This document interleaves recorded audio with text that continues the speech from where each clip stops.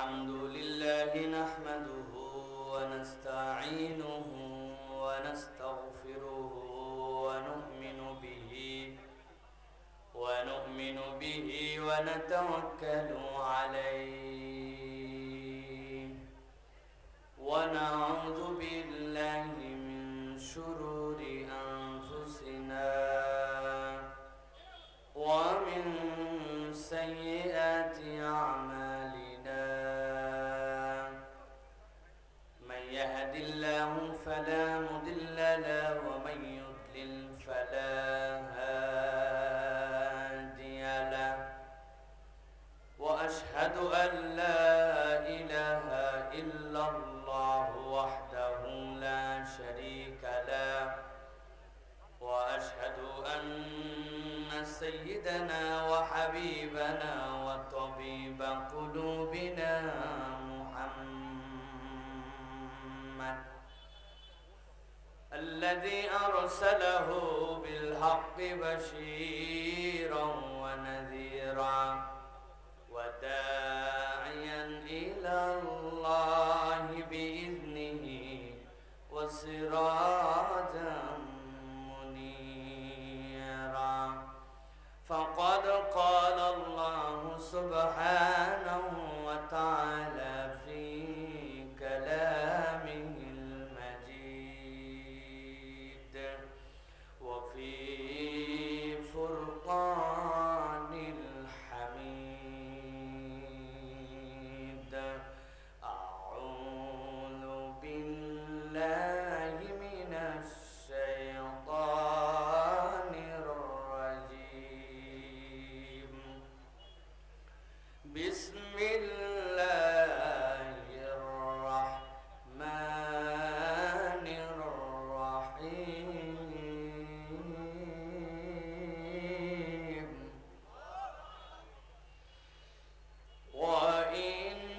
وإنه لتنزيل رب العالمين نزل به الروح الأمين على قلبك لتكون من المنذرين بلسان عربي مبين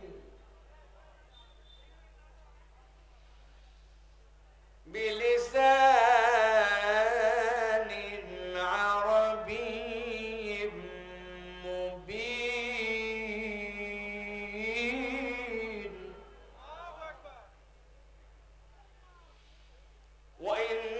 وإنه لفي زبر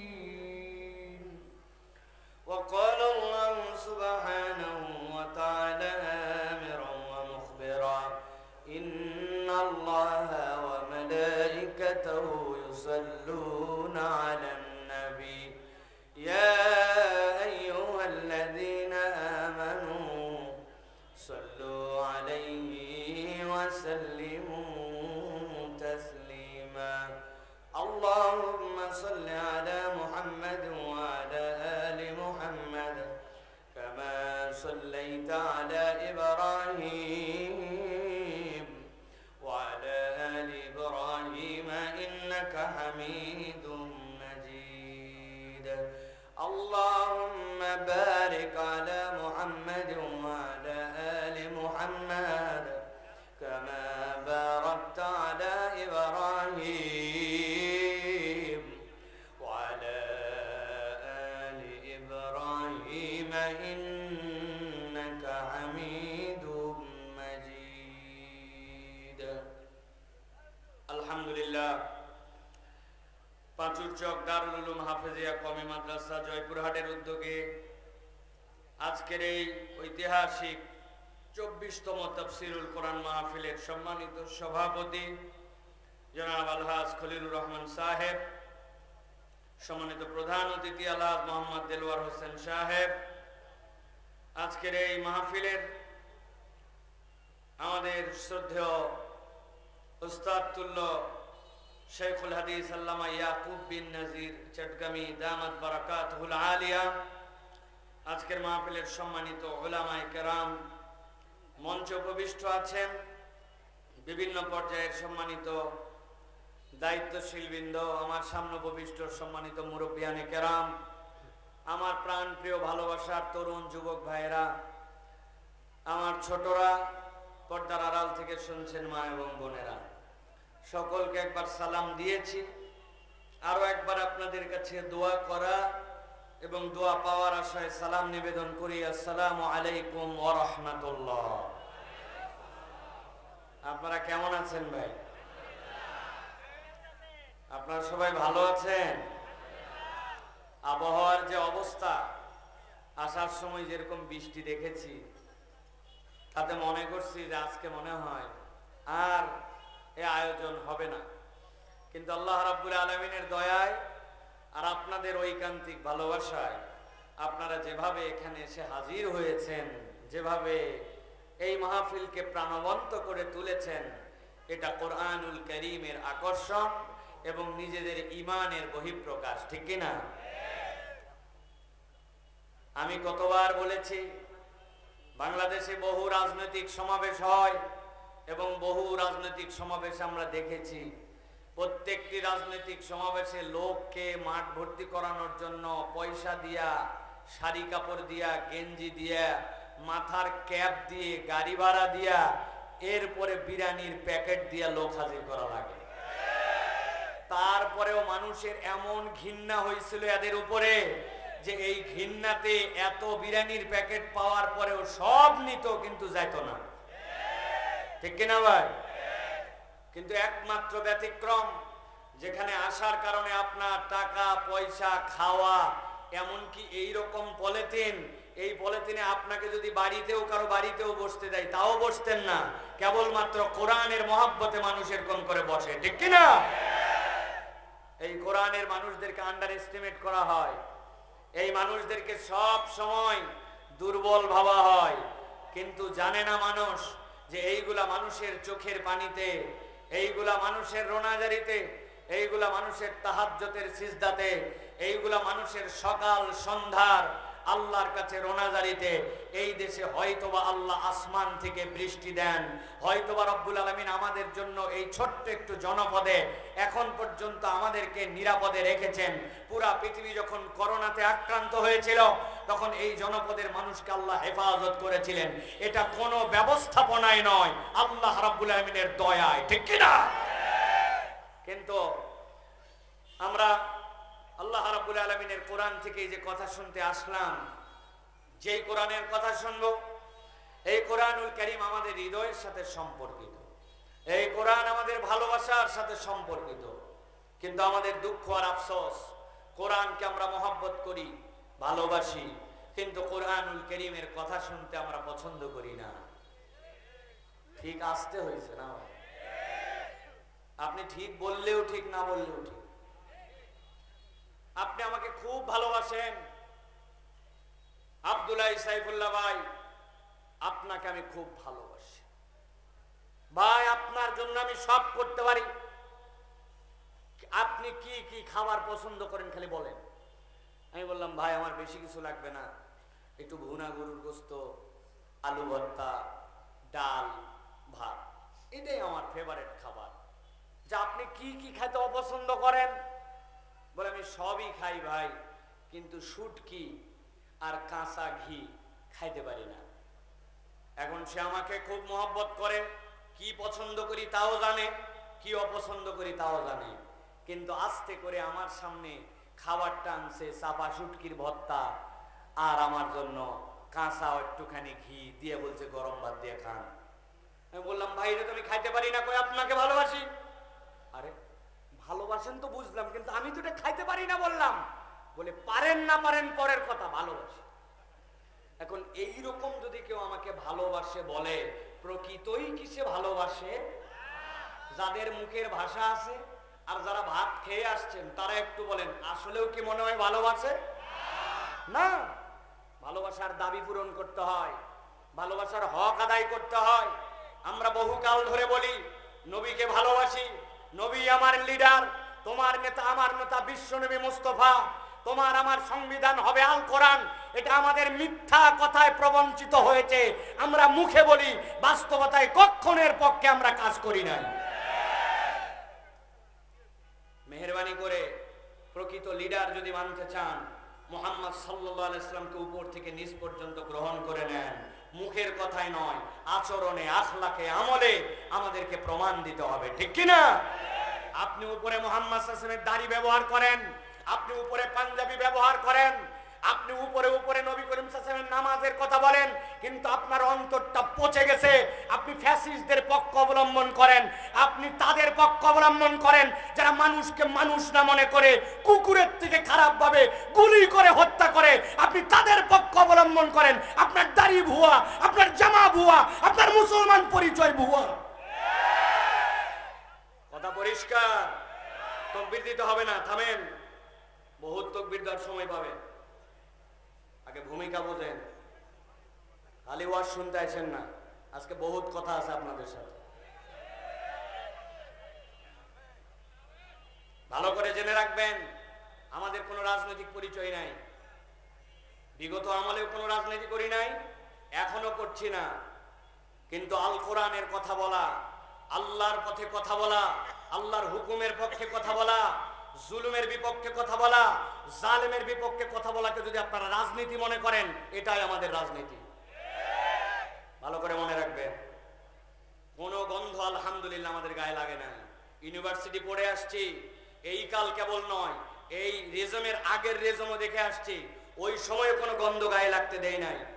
মেহেরবানি করে এই জন্য ভুল বুঝবেন না, কোন দলের দালালি করতে আমরা এখানে আসি নাই, কিন্তু কোরআনের হক কথা বলতেছিলাম। যতদিন পর্যন্ত হায়াত থাকবে অনবরত বলে যাব ইনশাআল্লাহ। আর আমার এই জায়গায় কথা বলতে ভয় কোথায়? আমি জয়পুরহাটের জামাই। আছেন কোথায় আপনি? আপনি কিছু বলে কোনো পার পাবেন না, কারণ বাঙালি হাজার হলেও জামাইকে অপমানিত হতে দেয় না, ঠিক না? অথবা আমার এই জায়গায় জোর আছে। আমি হচ্ছে আপনাদের গণদুলা ভাই, তাই তো নাকি? প্রিয় ভাইয়েরা, যেন বলবো কথা অনেক আছে। যদি আপনাদের সুযোগ থাকে, যারা দাঁড়িয়ে আছে, জুতা খুলবেন মারার জন্য না, হাতে নিয়ে ভিতরে যাবেন, দেখবেন আমার ভাইয়েরা আপনাকে কি আদর করে বসার জায়গা করে দেয়। আপনি কেমনে 2 ঘন্টা দাঁড়ায় আমার কথা শুনবেন? আর আমার কথা না শুনে যাবেন, খবর আছে, মানে আপনার মন চালার আপনি চলে যাবেন, এত সোজা না। মুখ দেখলেন আর চলে গেলেন। আর এই পোস্টারের ছবিটা দিছে কে? হ্যাঁ, এত বড় দুঃসাহসটা দেখালেন কেন? শরীয়ত বুঝেন না? মাদ্রাসার প্রতিষ্ঠানে মাহফিল করতেছেন, যে বিনা কারণে কোনো পোস্টারে কোনো কিছু ছাপানোর মুডে ছবি আসা যাবে না। ফোনের মধ্যে যেটা থাকে এটা ছোট ছোট রেজুলেশন দিয়ে, এটা আলাদা কোনো টার্ম না, আর এটা আপনি ছাপাই ফেললেন বিনা কারণে। এই গুনাহটা কেন করার দরকার ছিল ভাই? খবরদার আর কোনোদিন সে যত বড় আসমান থেকে বক্তা নেমে আসুক, তার ছবি দিবেন না। এটা একটা শানের খেলা ওলামায়ে কেরাম। আমি আগে দেখলে খবর ছিল, ভাগ্য ভালো আজকে আসার পরে দেখছি। প্রিয় ভাইয়েরা, আমি আপনাদের কাছে কোরআনুল কারীম, যে কোরআন থেকে কথা বলবো নিয়ত করেছি, এই কোরআন আমাদেরকে পরাজিত করার জন্য আসে নাই, এই কোরআন আমাদেরকে বিজয়ী করার জন্য আসছে, ঠিক না? কোরআন কখনো কাউকে পরাজিত করবে না। কিন্তু কোরআনের বিজয় আমাদের মধ্যে আসে না কেন? কেননা আমরা কোরআনকে নিজেদের মধ্যে ইনস্টল করতে পারি না।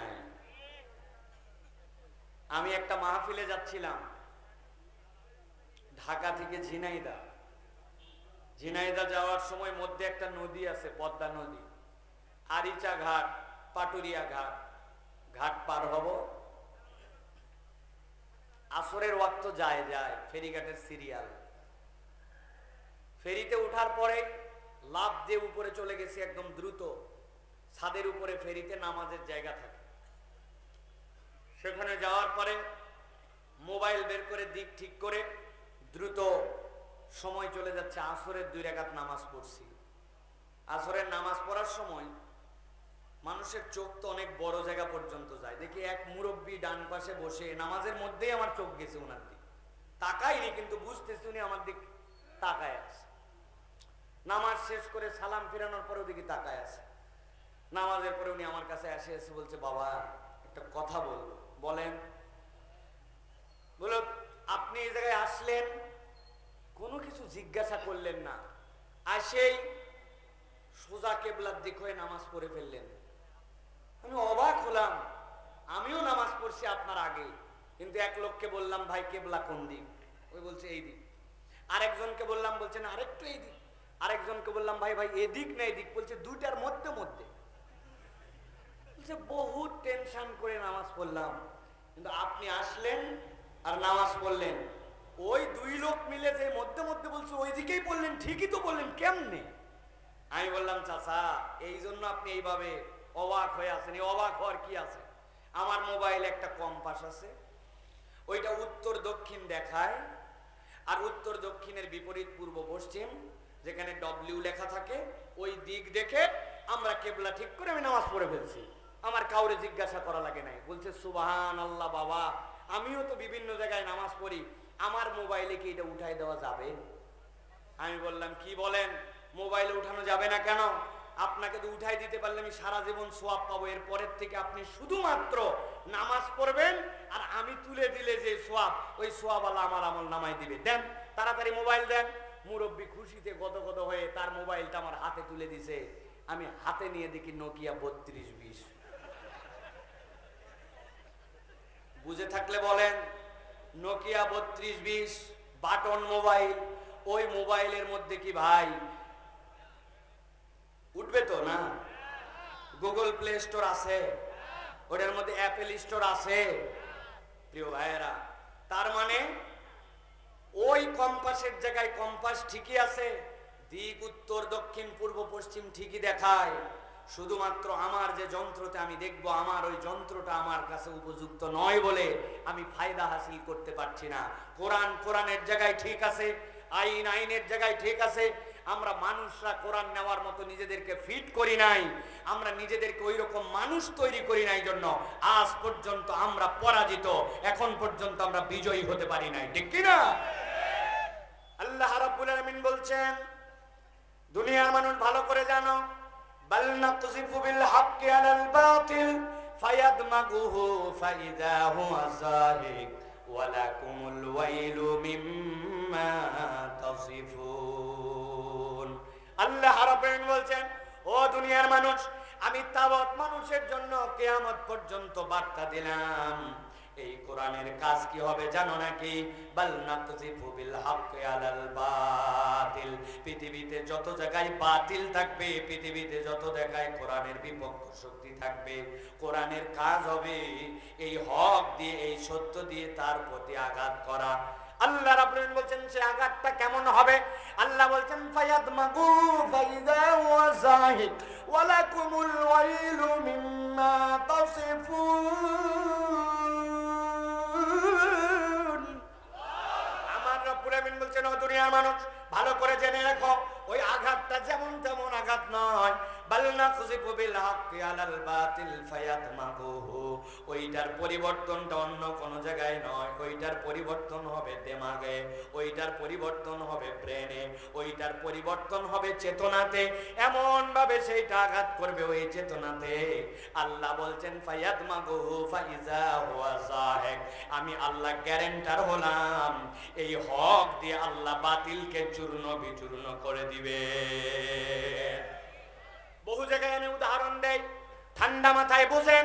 আবার আপনাদের কাছে আলোচনার শুরুতে বোঝানোর জন্য বলি, এই উদাহরণটা মাথার মধ্যে কিয়ামত পর্যন্ত যদি হায়াত পান ঢুকায় রেখে দিবেন। ভালো করে মনে রাখেন, আপনার এলাকায় এই পাঁচুর চক দুই ছেলে বিরাট বড় গন্ডগোল লাগাইছে। লাগায়া একজন আরেকজনের হাতের মধ্যে ক্রিকেটের স্ট্যাম্প দিয়ে বাড়ি দিয়েছে। যেই না বাড়ি দিয়েছে হাত ভেঙে গেছে। হাত ভাঙার পরে জয়পুরহাট সদর হাসপাতালে ভর্তি করছে। করার পরে প্লাস্টার করার পরে ব্যথায় পাগল হয়ে গেছে।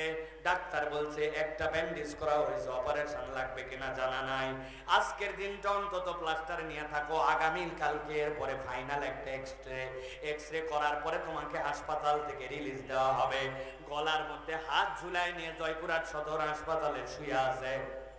রাত্রেবেলা ব্যথায় পাগল। হঠাৎ করে ডাক্তার চিৎকার শুনে বলছে ওর একটা ব্যথার ইনজেকশন দাও।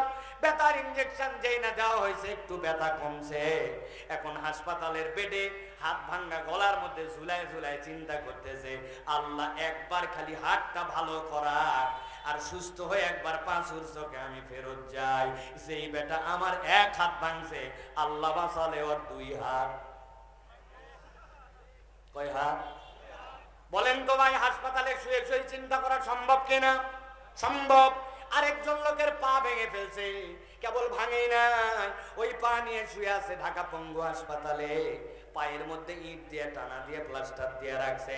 রাত্রেবেলা চিৎকার চেঁচামেচি দিয়ে ইঞ্জেকশন দিছে।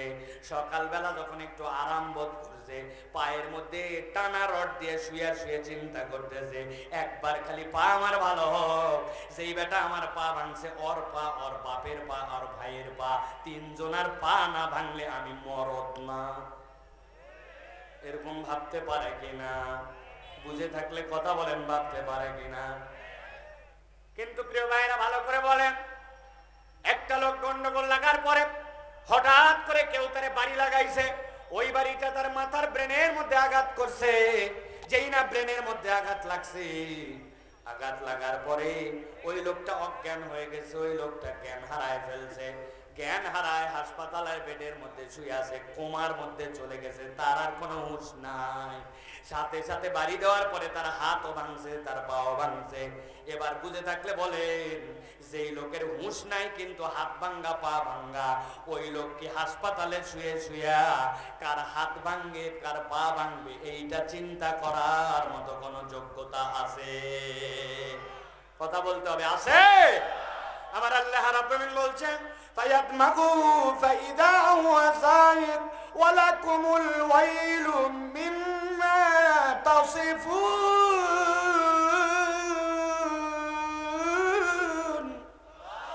এই দুনিয়ার মানুষ, যদি কোরআন দিয়া তুমি এই পরিবর্তন ঘটাও, এই পরিবর্তনটা তোমার চেতনার মধ্যে পরিবর্তন হবে, তোমার আদর্শে পরিবর্তন হবে। আল্লাহ এমন পরিবর্তন করবেন। আল্লাহ বলছেন এই পরিবর্তনের কারণে আল্লাহ রাব্বুল আমিন বাতিলকে সেই জায়গা থেকে নিশ্চিহ্ন করে দিবেন। অতএব আমরা বলতে চাই, কোরআনের পরিবর্তন কোনো নরমাল পরিবর্তন নয়, বরং কোরআনের পরিবর্তন হচ্ছে টিকসই পরিবর্তন। ঠিক কি না? আল্লাহর বিধানের কোনো পার্শ্ব প্রতিক্রিয়া নাই। মুখস্থ করেন, আল্লাহর বিধানের কোনো পার্শ্ব প্রতিক্রিয়া, ইসলামের বিধানের কোনো পার্শ্ব প্রতিক্রিয়া, দুনিয়ার সব বিধানের পার্শ্ব প্রতিক্রিয়া আছে। কেননা এগুলো মানুষ বানানো। ওইটা আজকে অ্যাপ্রুভ মনে হচ্ছে, কালকে অ্যাপ্রুভ মনে হবে না। যেই র‍্যাব প্রতিষ্ঠিত করা হয়েছিল সন্ত্রাস দমনের জন্য, ওই র‍্যাব স্বয়ং মানুষ মারার জন্য বাহির থেকে স্যাংশন খাইছে। মানুষ ওই র‍্যাবের বিপক্ষে উল্টা আরো কথাবার্তা বলছে। ঠিক কি না? হাজার হাজার নিরীহ মানুষকে তারা কার যেন নির্দেশে অন্যায় আচরণের মধ্যে নিমজ্জিত হয়েছিল। কারণ কি? এটা আল্লাহর দেওয়া তরিকায় নয়, বরং আল্লাহ রাব্বুল আমিন বলেছেন, মান কাতালা নাফসাম মুতাআম্মিদান, এই দুনিয়ায় কেউ যদি একটা মানুষকে অন্যায়ভাবে হত্যা করে, সে যেন পুরা দুনিয়াবাসীকে হত্যা করলো। চোর চুরি করতে পারে, ডাকাত ডাকাতি করতে পারে, আপনার ক্ষমতা নাই আপনি তাকে হত্যা করে ফেলবেন। বিচার আদালতে যাবে, তারপরে তার বিচার হবে, তারপরে তার পানিশমেন্ট হবে। আপনি কে যে আপনি মানুষকে ক্রস ফায়ার দিয়ে ফেলবেন, আপনি মানুষকে অন্যায়ভাবে হত্যা করে ফেলবেন? এই অধিকার আল্লাহ কারো কাছে দেয় নাই। এই জন্য ইসলামের বিধানে কোনো পার্শ্ব প্রতিক্রিয়া নাই। আর দুনিয়ার যত বিধান সবগুলোর মধ্যে আপনার কখনো না কখনো ওইটাকে আপনাকে ভোগাবে। অতএব প্রিয় ভাইয়েরা, আমরা বলতে চাই, আমরা যে কোরআন শুনতে এসেছি, এই কোরআন যেমন তেমন কথা নয়, বরং এই কোরআনুল কারীম আমাদের জীবন পরিবর্তনকারী গ্রন্থ। আজকের এই মহামূল্যবান মাহফিলে আমরা এসেছি, ঠিক কি না? তাহলে আমরা আজকে কোরআন থেকে কিছু কথা শুনবো ইনশাআল্লাহ। রাজি আছেন তো আপনারা? আছেন ইনশাআল্লাহ? যারা দাঁড়ায় আছেন, আপনারা কি চলে যাওয়ার ধান্দায় আছেন নাকি? বা চলে যাবেন না? আছেন আপনারা? আছেন আপনারা? প্রিয় ভাইয়েরা, আজকে আমরা কোরআনুল কারীমের একটা গুরুত্বপূর্ণ অধ্যায় থেকে আমি আপনাদের জন্য চিন্তা করেছি কথা বলবো ইনশাআল্লাহ। তবে বেশি দীর্ঘ আলোচনা আপনাদের জন্য করব না, ইতিমধ্যে 11টা বেজে গেছে। আমরা ইনশাআল্লাহ অল্প কিছু সময়ের মধ্যেই আমরা কথাগুলি গুছিয়ে শেষ করার জন্য চেষ্টা করব। তবে বড় বেশি বোঝার কথা আজকে যেগুলি বলবো এগুলো আমাদের মাথার মধ্যে নিয়ে বাড়িতে যাওয়ার মতো কিছু কথা আছে, যে এই কথাগুলি শুনে আমরা ইনশাআল্লাহ বাড়িতে যাব। আমরা মূলত 4টা আয়াতে কারিমা থেকে আমরা কথা শুনবো। কয়টা আয়াত?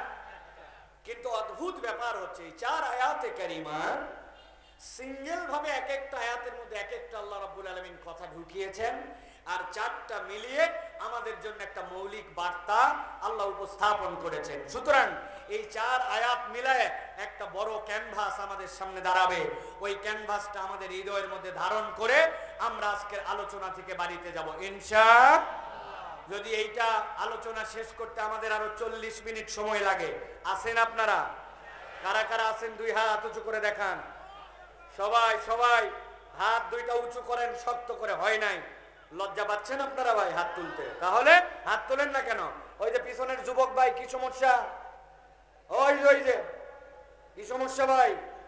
হাত উঁচু করো, টান টান করে, শক্ত করে, একটু ডানে বামে নড়াচড়া দেন। যারা দাঁড়ায় আছেন হাত তোলেন। আপনাদের কি হচ্ছে ভাই? এই মাদ্রাসা ছাত্র, হাত তোলো, শক্ত করে হাত তোলো। সবাই নড়াচড়া দেন, আস্তে আস্তে নড়াচড়া দেন, পিছনে একটু টান দেন। অনেকক্ষণ বসেছিলেন, এবার একটা কঠিন পরীক্ষা দিব। হাত উপর দিকে তুলে রেখে পা বদল করা লাগবে। কারা কারা পারবেন দেখি? যেইভাবে বসে আছেন পাটা চেঞ্জ করেন, হাত শক্ত করেন, হাত শক্ত করেন। শক্ত করছেন সবাই? এবার গলাটা একটু পরিষ্কার করে নেন। হয় নাই? যারা হাত তুলছেন সাহস করে তারা গলাটা পরিষ্কার দেন। এবার একটু টান করে হাতটা তোলেন, টান করে। তুলছেন না সবাই? এবার বুক বরাবর নামায় নেন, এই বরাবর। হাত নামাবেন না, সামনের লোক উল্টা পাল্টা করলেই কিলাকিলি হবে, তাই নাকি? হাত শক্ত করছেন সবাই? এবার আকাশ বাঁকা বাতাস মুখরিত করে আমরা একটা তাকবীর দিতে চাই। পারবেন ইনশাআল্লাহ? যারা পারবেন না তারা বলেন আল্লাহুম্মা আমিন। তাহলে সবাই পারবেন নাকি? এবার যারা পারবেন, এইরকম হিম্মত করে কখনো আকাশ বাতাস মুখরিত করে তাকবীর দেই নাই, তারা বলেন আল্লাহুম্মা আমিন। এত আসছে আল্লাহুম্মা আমিন মানে যারা পারবেন হিম্মত করে একটা তাকবীর দিতে তারা বলেন আল্লাহুম্মা আমিন। পারবেন ইনশাআল্লাহ? আমি যখন বলবো লিল্লাহি তাকবীর, আপনারা হাত দুটো উপর দিকে ছুড়ে দিয়ে বলবেন আল্লাহু আকবার। পারবেন না ইনশাআল্লাহ? পারবেন না ইনশাআল্লাহ? দেখে একটা তাকবীর দেন, লিল্লাহি তাকবীর, আল্লাহু আকবার, লিল্লাহি তাকবীর, আল্লাহু আকবার। আল কোরআনের আলো, আল হাদিসের আলো, তোমার নেতা আমার নেতা, তোমার নেতা আমার নেতা, আলেম ওলামা যেখানে, লিল্লাহি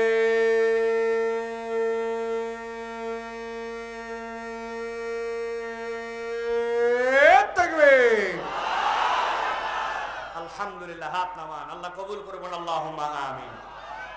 প্রিয় ভাইয়েরা, চলেন আমরা আমাদের মূল আলোচনার মধ্যে তাহলে আমরা প্রবেশ করি। প্রিয় ভাইয়েরা, সকলেই বিতাড়িত শয়তান থেকে আশ্রয় প্রার্থনা করে সমস্বরে একদম কণ্ঠকে দরাজ করে দিয়ে আল্লাহ রাব্বুল আলামিনের দিকে নিবেদিত হয়ে একনিষ্ঠ মনোযোগের সাথে সকলে আমরা পড়ি, আউযু বিল্লাহি মিনাশ শাইতানির রাজিম, বিসমিল্লাহির রাহমানির রাহিম।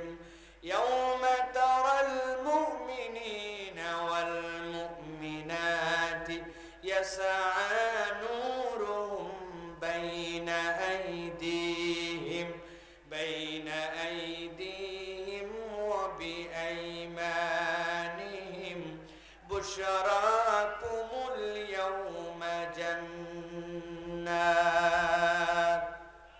আল্লাহ রাব্বুল আলামিন নবীজি সাল্লাল্লাহু আলাইহি সাল্লামকে বলছেন, ও আমার হাবিব, ও আমার খলিল, আপনাকে আমি বড় বেশি ভালোবাসি। আল্লাহ রাব্বুল আলামিন নবীজি সাল্লাল্লাহু আলাইহি সাল্লামকে এত বেশি ভালোবাসেন, আল্লাহর সকল পয়গম্বরকে আল্লাহ যে ভালোবাসা দিয়েছেন, মুহাম্মদ সাল্লাল্লাহু আলাইহি সাল্লামকে তার থেকে বেশি ভালোবাসা দিয়েছে। আল্লাহ রাব্বুল আলামিন বলছেন, ও আমার হাবিব, আপনাকে মক্কায় যখন দাওয়াতের দায়িত্ব দেওয়া হয়েছে, আপনি ওই মক্কার বুকে যখন দাওয়াতের কাজ শুরু করেছেন, আপনি মক্কায় নরম দিলের মানুষ, আপনি মক্কায় আপনার সাহাবীদের প্রতি অত্যাচার দেখেছেন, আপনি খাব্বাবের প্রতি অত্যাচার দেখেছেন, খুবাইবের প্রতি অত্যাচার দেখেছেন, আপনি মক্কার হযরতে হানজালা সহ যত সাহাবী ছিলেন তাদের প্রতি আপনি অত্যাচার দেখেছেন। বেলালের মতো একটা মানুষকে কেমনে উটের রশি দিয়ে বেঁধে পুরা মক্কার মধ্যে ভাঙায় ভাঙা রাস্তার মধ্যে ঘুরায় বেড়াইছে, এই কষ্টগুলো আপনি আপনার হৃদয়ের মধ্যে দেখে দেখে ব্যথিত হয়েছেন। কিন্তু আমার হাবিব, আপনাকে আমি একটা দৃশ্যের কথা বলতেছি, কিয়ামতের ময়দানে আপনি একটা আলাদা দৃশ্য দেখতে পাবেন। আল্লাহ বলতেছেন, এক নম্বর আপনি দেখতে পাবেন ইয়াউমা তারাল মুমিনিনা ওয়াল মুমিনাত, কিয়ামতের ময়দান যখন কায়েম হয়ে যাবে, আপনি যখন মাকামে মাহমুদে বসবেন, আপনি দেখবেন যত ঈমানদার পুরুষ আর যত ঈমানদার নারী আল্লাহ রাব্বুল আমিন সবগুলো আপনার সামনে হাজির করবেন। আর আপনি দেখবেন ইয়াসানুরুহুম বাইনা আইদিহিম ওয়া বিআইমানিহিম, আল্লাহ যত ঈমানদার, ওই ঈমানদারদের ডান থেকে আর সামনে থেকে আল্লাহ এমন একটা আলো বের করে দিবেন, ওই আলোর ঝলকানিতে আপনার যারা উম্মতের মধ্যে ঈমানদার হবে, আল্লাহ ওই আলো দেখায় আপনাকে, এরপরে তাদেরকে জান্নাতের দিকে হাঁটা দেওয়ায় দিবে। আল্লাহ রাব্বুল আমিন বলছেন, যেই না ওই মানুষগুলো আপনি দেখবেন, গভীর মনোযোগে বোঝেন, আল্লাহ বলছেন আপনি যখন দেখবেন তাদের সামনে থেকে আর তাদের ডান থেকে আলো আসছে, আল্লাহ রাব্বুল আমিন বলছেন একদল ফেরেশতা তাদের কাছে আসবে, আসার পরে বলবে বুশরাকুমুল ইয়াউম, ও ঈমানদারেরা আজকে তোমাদের জন্য বড় আনন্দের সংবাদ। কি আনন্দের সংবাদ বলো? বলে এক নম্বর আনন্দের সংবাদ জান্নাত, আল্লাহ তোমাদের জন্য জান্নাত নির্ধারণ করেছেন, তবে যেমন তেমন জান্নাত নয়, তাজরি মিন তাহতিহাল আনহার, দুনিয়ায় তুমি মাটির উপর দিয়ে গেছো, পানির উপর দিয়ে গেছো, অথবা বায়বীয় পদ্ধতিতে হেঁটেছো, কিন্তু আজকে তোমাকে এমন জান্নাত আল্লাহ দিবেন, তোমার পায়ের নিচ দিয়ে কোটি কোটি নহরমালা, কিন্তু আজব ভাবে তোমার এই শাহাদাত আঙ্গুলের পাওয়ার এমন হবে, ওইটা দিয়ে তুমি নড়াচড়া করবে, তোমার জান্নাতের নহরগুলা নড়াচড়া করে তোমার পিছু পিছু দৌড়াবে, আর ওই নহরের উপর দিয়ে আল্লাহর কুদরতি ফায়সালায় তুমি হাঁটা চলা করতে পারবে। তিন নম্বরে আল্লাহ বলছেন, ফেরেশতারা তাদেরকে বলবে তোমাদের আরেকটা নিয়ামত আছে, খালিদিনা ফিহা, একবার যদি ওই জান্নাতের মধ্যে ঢোকো, আল্লাহর কখনো তোমাদেরকে সেখান থেকে বের করবেন না। ফেরেশতারা এরপরে বলবে, জেনে রাখো বান্দারা, আল্লাহ একটা বড় ঘোষণা দিতে বলছেন, কেউ যদি জাহান্নামের মুক্তির ফায়সালা পেয়ে যায়, ডান থেকে আর সামনে থেকে আলো পেয়ে যায়, জান্নাতের ঘোষণা পেয়ে যায়, আর ওই জান্নাত থেকে কখনো তাকে বের করা হবে না, এইটা যদি একবার তাদেরকে জানায় দেওয়া হয়, আল্লাহ বলছেন আমার পক্ষ থেকে জানায় দাও, যালিকা হুয়াল ফাউজুল আযীম, আমি আল্লাহ বললাম একটা মানুষের জীবনে এটাই হচ্ছে চূড়ান্ত সফলতা। আল্লাহু আকবার। প্রিয় ভাইরা, চারটা আয়াতে কারিমা বলবো বলেছি, একটা ইতিমধ্যেই বলা শেষ, ভালো করে দৃশ্যটা মাথায় মিলান। নবীজি সাল্লাল্লাহু আলাইহি সাল্লাম কিয়ামতের ময়দানে আল্লাহ নবী দেখতেছেন ঈমানদারদেরকে আল্লাহ রাব্বুল আমিন আলো দিচ্ছেন, সামনে থেকে আর ডান থেকে ওই আলোর ঝলকানিতে ফেরেশতারা আসার পরে বলতেছে, এই তোমাদের জন্য আনন্দের সংবাদ, জান্নাত তাজরি মিন তাহতিহাল আনহার খালিদিনা ফিহা, কখনো বের করা হবে না। আর আল্লাহ বলছেন যালিকা হুয়াল ফাউজুল আযীম, এটাই তোমাদের জন্য চূড়ান্ত বিজয়। সুবহানাল্লাহ। এইটা হচ্ছে একটা দৃশ্য। এই দৃশ্যটা কে দেখতেছেন বলেন? মুহাম্মদ সাল্লাল্লাহু আলাইহি ওয়াসাল্লাম দেখতেছেন। কে দেখতেছেন? কোথায় এই দৃশ্য ঘটতেছে? হাসরের ময়দানে। কোথায়? চারটা আয়াত বলবো, একটা আয়াত শেষ, এই দৃশ্যটা মাথার মধ্যে রাখেন, এরপরে সিরিয়ালে যে আমরা যেন মিলাই ফেলতে পারি। আল্লাহ রাব্বুল আলামিন এরপরে বলছেন, যেই না ঈমানদাররা আলো পেয়ে গেল, ফেরেশতারা তাদেরকে আনন্দের সংবাদ দিয়ে দিল, তারা জান্নাতের দিকে রাস্তা নিল। আল্লাহ বলছেন ওই ময়দানে নবী এবার আপনি একটা ভিন্ন দৃশ্য দেখতে পাবেন। কি দৃশ্য? আল্লাহ বলছেন ইয়াউমা ইয়াকুলুল মুনাফিকুনা ওয়াল মুনাফিকাতু লিল্লাযিনা আমানু নজুরুনা নাকতাবিস মিন নূরিকুম। আল্লাহ বলছেন হে নবী আপনি দেখবেন ঈমানদাররা যেই ময়দান থেকে আলো পেল, ইয়াউমা ইয়াকুলুল মুনাফিকুনা ওয়াল মুনাফিকাত, যত মুনাফিক পুরুষ আর মুনাফিক নারী সবগুলো ওই ময়দানে এসে হাজির হয়ে গেছে, ঝাঁকে ঝাঁকে এসে দাঁড়ায় গেছে। দাঁড়ানোর পরে তারা বলতে শুরু করছে লিল্লাযিনা আমানু, ঈমানদারদেরকে, যে ঈমানদারদের সামনে আলো ডানে আলো তাদেরকে বলতেছে লিল্লাযিনা আমানু নজুরুনা, ও ঈমানদাররা একটু দাঁড়াও। ঈমানদাররা পিছন দিকে তাকাইছে, আল্লাহ আমাদেরকে জান্নাতের দিকে যেতে বলছেন, তোমরা আমাদেরকে কেন দাঁড়াতে বলো, আমাদের হাতে সময় আছে নাকি? জিজ্ঞাসা করব দুইটা, এই যে দাঁড়াতে বলতেছে যারা, তারা কারা? কথা বলতে হবে কারা? মুনাফিকের পরিচয় জানেন?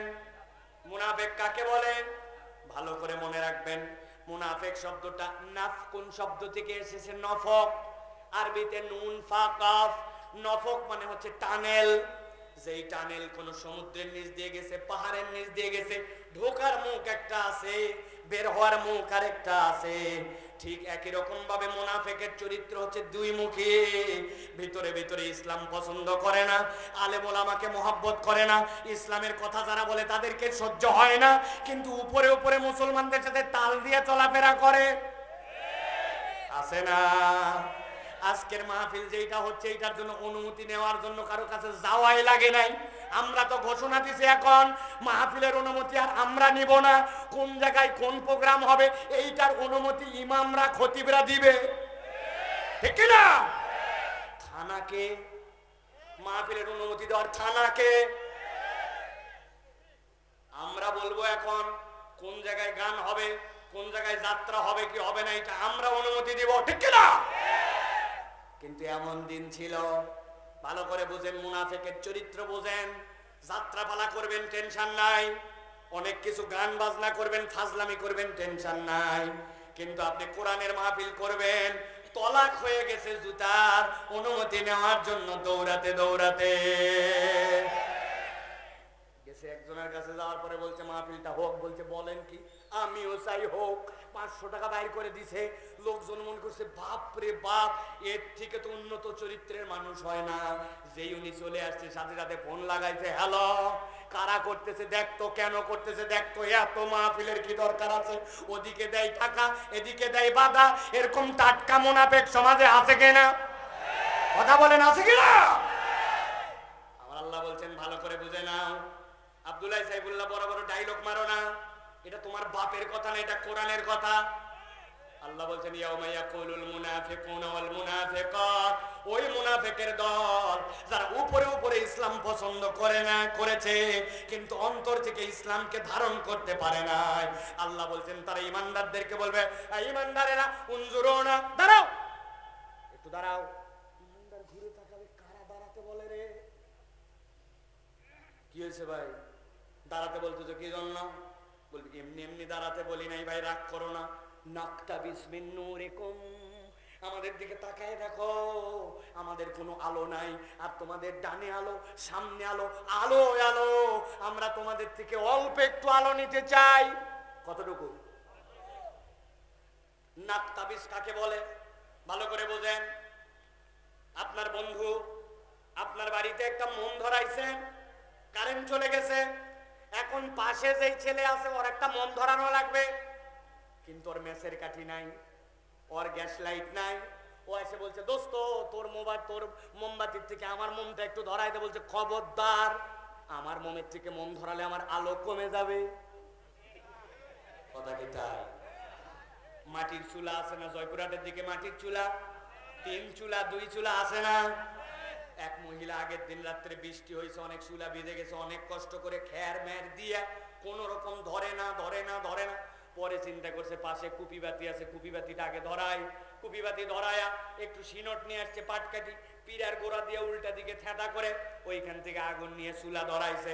ধরানোর সাথে সাথে পাশের বাড়ির থেকে এক বোন দৌড়াই আসছে, আপা আপনার তো ম্যাচটা শুকনা ছিল, আমার ম্যাচও ভিজে গেছে, আপনার কুপির থেকে আমি একটু আগুন নিব। বলছে খবরদার, আমার কুপির থেকে যদি আগুন নাও আমার আগুন কমে যাবে, ঘটনা কি তাই? ভালো করে বুঝেন, সারা জীবন মাথায় ঢোকায় রাখেন। মুনাফিক বলতেছে ভাই বেশি আলো নিব না, নাক্তাবিস মিন নূরিকুম, তোমার থেকে অল্প একটুখানি আলো নিব। যেই না এই কথা বলছে, ইমানদার দুনিয়ায় থাকা অবস্থায় কখনো গরম দেখায় নাই, দাপট দেখায় নাই, পাওয়ার দেখায় নাই, নরম হয়ে চলাফেরা করেছে। কিন্তু আল্লাহ বলছেন নবী আপনি দেখতে পাবেন ওই দিন ইমানদারের দাপট। সাথে সাথে ইমানদার বলছে কি বললি, আলো নিবি আমার কাছে, ডিস্টার্ব করবি না বলে দিলাম, যা দুনিয়ায় যা, দুনিয়ার থেকে আলো নিয়ে আয়। বুঝে থাকলে এবার বলেন, ওই ময়দান থেকে দুনিয়ায় ফেরত যে আবার আলো আনা যাবে? যারা বললেন না বুঝেন নাই, ওই কিয়ামতের ময়দান থেকে কি দুনিয়ায় ফেরত আসা যাবে? তাহলে কেন বললো সে নাক্তাবিস মিন নূরিকুম, আমি তোমার থেকে আলো নিতে চাই, ইরজু ওয়ারাকুম ফালতামিসু নূরা, দুনিয়ার থেকে আলো নিয়ে আসো। এই আলো এখানকার আলো নয়, এই আলো দুনিয়ার থেকে কামাই করা আনা লাগছে, ঠিক না? ছোট্ট একটা উদাহরণ দেই। নতুন হাটে আপনাদের এলাকার এক লোক বাজার করতে গেছে, চিনেন তো নতুন হাট না? যাওয়ার পরে বাজারে যাই দেখে ওর মোবাইল খানিকক্ষণ পরে কান্দে। চিন্তা করছে কি রে আমার মোবাইল কান্দে কেন? আপনাদের কারো মোবাইল কাঁদে ভাই? আন্দাজে কাঁদে, কত কত কত কত কত কত কত কত কত কত করে না। পকেটেতে বাইর করছে, বাইর করে দেখে হায় হায় চার্জ তো আমার 10%-এর নিচে। 10%-এর নিচে চার্জ নেমে গেলে মোবাইলে অনেক সময় শব্দ করে, ঠিক না? চিন্তা করছে হায় রে, চার্জ তো এরকম হওয়ার কথা ছিল না। গতকালকে রাত্রেই তো আমি মোবাইল চার্জ দিয়ে শুলাম, খানিকক্ষণ পরে মাথায় হাত দিছে, হায় হায় চার্জ দিছি কিন্তু পাশের সুইচ অন করে না। বুঝে থাকলে বলেন, এই যে আমার মোবাইল দেখতেছেন, মোবাইলের মধ্যে আলো জ্বলাইছি দেখতে পান, এই আলো কোথাকার? মোবাইলে, তাই তো? বলতেছেন মোবাইলের কিন্তু হিসাব করে দেখেন, এইখানে একটা ডাটা কেবল আছে, ওইটা লাগাইছেন আপনি সুন্দর করে আপনার সকেটে, ওইটা পল্লী বিদ্যুৎ বা আপনার যেই লাইন আছে ওই লাইন দিয়ে কারেন্ট আসছে, আসার পরে সুইচ অন করছেন, ওই কারেন্টটাই মূলত 5000 মিলি অ্যাম্পিয়ারের ব্যাটারি হিসাবে এখানে আসছে। যদিও বলতেছি আলো মোবাইলের, কিন্তু আলো এখানকার নয়, আলো একটা উৎস থেকে নেওয়া লাগছে, ঠিক না? ইমানদারের কাছে এসে বলছে উনজুরুনা, একটু দাঁড়াও, নাক্তাবিস মিন নূরিকুম, তোমার আলো থেকে একটু আলো নিব। ইমানদার উত্তর দিয়েছে ইরজু ওয়ারাকুম ফালতামিসু নূরা, এই আলো এখানকার নয় ও মুনাফিকের দল, এই আলো দুনিয়ার থেকে কামাই করে আনা লাগছে, অতএব আলো যদি নিতে চাও দুনিয়ায় চলে যাও। চিৎকার করে উত্তর দেন, ওই ময়দান থেকে কি দুনিয়ায় ফেরত আসা যাবে? দুইটা আয়াত শেষ। প্রথম আয়াতের কথা মনে করেন, চিত্রগুলা মনের মধ্যে সাজায় নেন। নবীজি দেখতেছে ইমানদার আলো, ডানে বামে জান্নাতের ঘোষণা পালো, আল্লাহ বলছেন ফাউজুল আযীম। দ্বিতীয় চিত্র মুনাফিক এসে গেল, দাঁড়াও দাঁড়াও একটু আলো দাও, আলো নাই দুনিয়ায় চলে যাও। দুইটা আয়াতে কারিমা শেষ, এবার চলেন 3 নম্বর আয়াতে কারিমা। বুঝতে পারতেছেন তো কথা? আল্লাহ রাব্বুল আমিন বলছেন মুনাফিকদেরকে যেই না ইমানদাররা বলছে দুনিয়ায় চলে যাও, আলো নিয়ে আসো, কিন্তু দুনিয়ায় তো যাওয়ার উপায় নাই। এখন এত অল্পতে যদি ছেড়ে দেয় তাহলে তো লস। এখন সব মুনাফিকের দল ইমানদারদেরকে ডিস্টার্ব করা শুরু করছে। ও ইমানদার ভাই একটু আলো দিলে কি হবে? তোমার এত আলো, এত আলো তো একটু দিলে কি হয়? ছেঁচরা, অনেক ফকির আছে দেখবেন ছেঁচরা আছে না ভাই, যত বিদায় করতে চান ও যাবে না। একদিন বাজারে গেছি, খুচরা টাকা নাই, বলছে দে ভাই 10টা টাকা দে। আমি বললাম ভাই তোরে দিব, কিন্তু কেবল নামছি, খুচরা নাই, একটু পরে আয়। ওই মনে করছি একটু পরে, মনে 30 সেকেন্ড পরে আসে, বলছে দে ভাই। আমি বললাম তোকে যে বললাম একটু পরে আসতে, বলছে আমি তো একটু পরেই আসলাম। শেষরা শেষ পর্যন্ত কি করব, মানি ব্যাগ খুঁজে খুঁজে ঈদের সময় আম্মা দিছে আমারে 10টা টাকা নতুন, ওইখান থেকে ওই টাকা দিয়ে ওরা বিদায় করছি, তাও যে তুই বিদায় হ। শেষরা আছে না ভাই? এখন মুনাফিকরা এসে ছেঁচড়ামো শুরু করছে, একটু আলো দাও, আলো দাও। ভালো করে খেয়াল করেন 3 নম্বর দৃশ্য আল্লাহ এবার বলতেছেন যেই না ইমানদারদেরকে ডিস্টার্ব করবে দুনিয়ার বুকে আল্লাহ রাব্বুল আলামিন মুজরিম আর যারা মুহসিন ইমানদার আর মুনাফিক এদেরকে মৌলিক নিয়ামত দিতে আল্লাহ আলাদা করেন নাই। ইমানদারকে আল্লাহ সূর্যের আলো দিয়েছেন, মুনাফিককেও দিয়েছেন। আল্লাহর বিরোধিতা করার পরেও ইমানদারদেরকে অক্সিজেন দিয়েছেন, মুনাফিকদেরকে অক্সিজেন দিয়েছেন। আল্লাহ তার মৌলিক নিয়ামত দিতে কখনো আলাদা করে নাই, ঠিক কি না? আপনার এলাকায় এমন লোক আছে না ফজরের নামাজ জীবনে মসজিদে মিস হয় না? আছে না? আবার এমন ভিআইপি মুসল্লি আছে না জুম্মার দিনে 1:30টার সময় মসজিদে যায়, বাহিরে যায় মোবাইল চালায়, যখন মুয়াজ্জিন সাহেব কামাতি সালা উনি তখন জুতা স্যান্ডেল ফালায়া ভিতরে দৌড় দেয়। এরকম ভিআইপি মুসল্লি আছে আপনাদের? আরো ভিআইপি আছে যেগুলা নামাজই পড়ে না, আছে না এরকম? বুঝে থাকলে বলেন। জমি যেইটা ফজরের নামাজওয়ালা ওইটার 1 বিঘা, পাশে যেইটা বেনামাজি ওরও 1 বিঘা। এখন 1 বিঘা যে নামাজি ও জমি লাগাইছে ইরি, ওর হয়েছে 20 মন, আর বেনামাজি যেটা ওর হয়েছে 1 মন। নামাজি লাগাইছে কুশা, ওরটা মিষ্টি, বেনামাজিটা তিতা। নামাজি লাগাইছে লেবু, ওরটা মিষ্টি আর বেনামাজিটা কালো তিতা। তাই মৌলিক নিয়ামত দিতে আল্লাহ পার্থক্য করেন না, কিন্তু আল্লাহ বলছেন সব দিন কিন্তু একরকম নয়। এমন একদিন আসবে যেই দিন কিন্তু খেলা হবে, ঠিক না ভাই? আমার আল্লাহ রাব্বুল আলামিন বলছেন দেখো এবার আল্লাহর খেলাটা কেমন। আল্লাহ রাব্বুল আলামিন বলছেন যেই না মুনাফিকরা ডিস্টার্ব করবে ফাদুরিবা বাইনাহুম বিসুরিল লাহু বাব বাতিনুহু ফির রাহমা ওয়া যাহিরুহু মিন কিবালিল আযাব। আমার আল্লাহ বলছেন একদল ফেরেশতাকে পাঠানো, ফেরেশতা যাও। যাওয়ার পর আল্লাহ বলছেন ফাদুরিবা বাইনাহুম বিসুরিল লাহু বাব, আল্লাহ এমন একটা পর্দা ফেলে দিবেন। আল্লাহ বলছেন ওই পর্দাটার বৈশিষ্ট্য হচ্ছে তার একটা দরজা থাকবে, পর্দার আবার দরজা। কিন্তু আল্লাহ বলছেন বাতিনুহু ফির রাহমা, ওই পর্দা দিয়ে এপার ওপার দেখা যায়, এপার ওপার শোনা যায়, কিন্তু পর্দার ভিতরে যে দরজা, দরজাটা ইমানদারদের দিকে, আর ভিতর দিকে ইমানদাররা আরামে, আর যারা খালি আলো নেওয়ার জন্য ডিস্টার্ব করতেছিল ও যাহিরুহু মিন কিবালিল আযাব। আল্লাহ বলছেন ওই পর্দার বাইরে আল্লাহ মুনাফিকদেরকে রেখে দিবেন, তাদের ওই জাহান্নামে যাওয়ার আগে ওই ময়দান থেকেই তাদের আযাব শুরু হয়ে যাবে।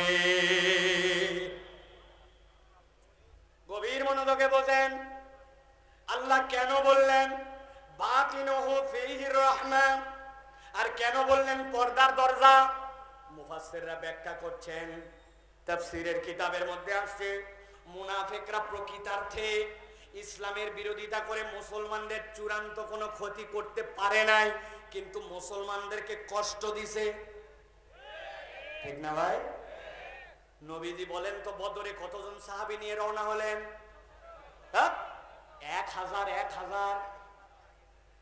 1000 নিয়ে গেলেন। হঠাৎ করে দেখেন 680 জন 85 জন নাই, ওরা মুনাফিক। আল্লাহর নবী বদরের ময়দানে যায় দোয়া করেছেন। আমরা বদরের ময়দানে গিয়েছি, দেখেছি নবীজি এমন দোয়া করছেন, নবীজির চোখ মোবারকের পানি দিয়ে দাড়ি ভিজে ওই জমিন পর্যন্ত মরুভূমির ভিজে গেছে। আবু বকর রাদিয়াল্লাহু তাআলা বলেছেন হাসবুকা ইয়া রাসূলুল্লাহ, যথেষ্ট হয়েছে, আপনার আল্লাহ আপনাকে সাহায্য করবে, আর কেঁদেন না, আর কেঁদেন না। ইসলামের বিজয় আল্লাহ দিয়েছেন, কিন্তু আল্লাহ নবীর চোখের পানি ওই মুনাফিকরা ওই বদরের প্রান্তে ঝরাইছে, ঠিক কি না? কিন্তু বিজয় কি ঠেকায় রাখতে পারছে? আমার আল্লাহ বলছেন মায়ের পেছটা বুঝে নেন,